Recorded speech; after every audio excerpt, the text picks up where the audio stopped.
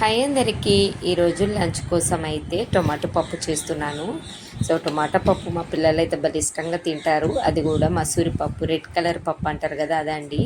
డైరెక్ట్గా ఇంకా నానబెట్టేసి ఉప్పు పసుపు టొమాటో వేసి మంచిగా ఉడకబెట్టేస్తున్నాను. నెక్స్ట్ అయితే దాని కింద ఏదో ఒక ఫ్రై ఉంటే బాగుంటుంది కదా. 3 క్యారెట్లు, 2 బీట్రూట్లు, ఒక పొటాటో ఉంది. మీరు ఎప్పుడైనా 3 కాంబినేషన్తో చేశారో చేయకుండా మాత్రం ఖచ్చితంగా చేయండి, చాలా ఇష్టంగా తింటారు. మా పిల్లలు నమ్మి తింటారు కాబట్టి ఈ సైజులో. అసలు మీ పిల్లలు తినని వాళ్ళైతే తురిమి అయినా చేయండి, సూపర్ టేస్ట్ ఉంటుంది. సింపుల్గా ఆయిల్లో కొంచెం ఆవాలు, జీలకర్ర, వెల్లిపాయ, so next first beetroot, carrot ఇవి కొంచెం లేట్గా మగ్గుతాయి కాబట్టి అవి వేసి, నెక్స్ట్ పొటాటో వేసి, మార్చిన కారం అంటే వెల్లుల్లి కారం, పసుపు, ఉప్పు అంతే. డ్రైగా మంచిగా ఫ్రై లాగా చేశాను.